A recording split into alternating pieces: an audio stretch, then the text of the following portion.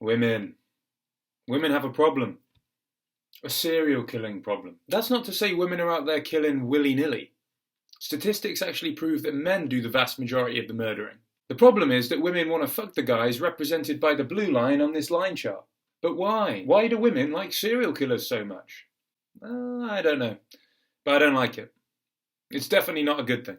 And I know some of you are probably thinking, what's it to you, you misogynist? Women are free to watch and enjoy whatever content they want to, and they're sensible enough not to get led astray by it as well. Yeah, come on, I know that. That's not the problem I have with it. Serial killer documentaries are supposed to be macho. They're supposed to make you look hard. So I have to say, I was quite surprised to find out that serial killer documentaries have become this generation's chick flick. In some social circles, you only have to admit to watching one episode of The Night Stalker for them to start identifying you as a woman. Watching these gruesome documentaries has become a telltale feminine sign, like wearing pink nail varnish or something. But how did this happen? What is it about serial killers that women find so alluring? It can't be because they find them physically attractive. Have you seen the state of some of them? They're hardly people that prioritise fashion and cleanliness. Now, I know some of you crazy gals out there are shouting, James, what about... I know. There are always exceptions to the rule. I think everyone has a name in mind that they wouldn't mind visiting in prison, perhaps marrying, fucking, conceiving a child with. You no doubt have the name of one of these handsome, rugged fellas on the tip of your tongue right now, don't you? I know I certainly do. Go on, how about we both say the name at the same time? 3, 2, 1... John Wayne Gacy. Huh? Not John Wayne Gacy.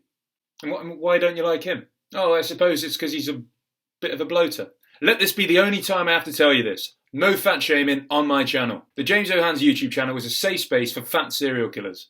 But alright, who was it you said that you fantasize about? Ted Bundy. Fair enough. I would have probably said Ted Bundy myself too, but I'm a realist. I mean, look at me. Who am I kidding? Ted Bundy would want nothing to do with me. John Wayne Gacy, on the other hand, I think he'd be a bit more grateful. You are right, though. Ted Bundy, he was a dream.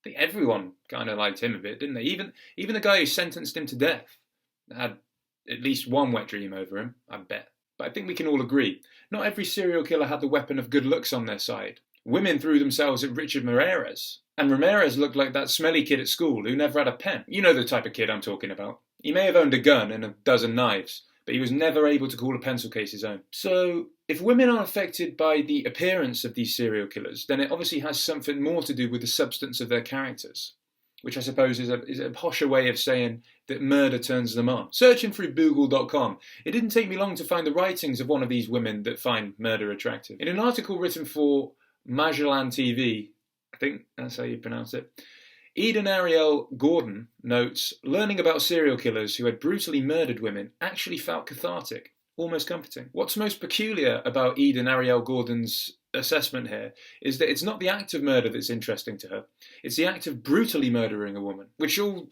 makes sense now. Now I understand why none of you guys like John Wayne Gacy. He wasn't out there targeting women, he was targeting men. And I can see where you're coming from.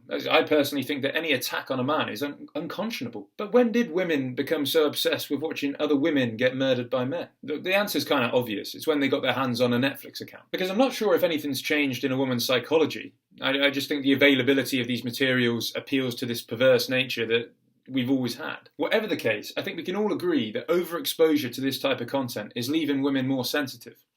Because this is just a personal anecdote now, but the last 2 times I followed a woman home, she's just very, very jumpy, very sketchy. And on both occasions, the female in question made me feel as if I was up to no good. Really, all I wanted to do was ask them who their favourite serial killer was. And I wanted to ask them that because every woman has an answer to that question nowadays. Funny, isn't it, how conversational topics change over time. In the 1960s, you might have asked a girl who their favourite Beatle was. A few decades after that, maybe who their favourite member of One Direction was. Nowadays, you've got to ask them who their favourite serial killer is. It's good to be on the same wavelength. Perhaps the world is just too soft for women nowadays. They've all developed hybristophilia, which is a sexual attraction to outlaws, because all of the existing men are too weak and pathetic. Instead, these women need someone strong. They need someone alpha, like Andrew... well, not like Andrew Tate. He's too extreme. They need someone more palatably alpha, like Ted Bundy or Richard Ramirez. Anyway, that's enough from me. Don't forget to like and subscribe.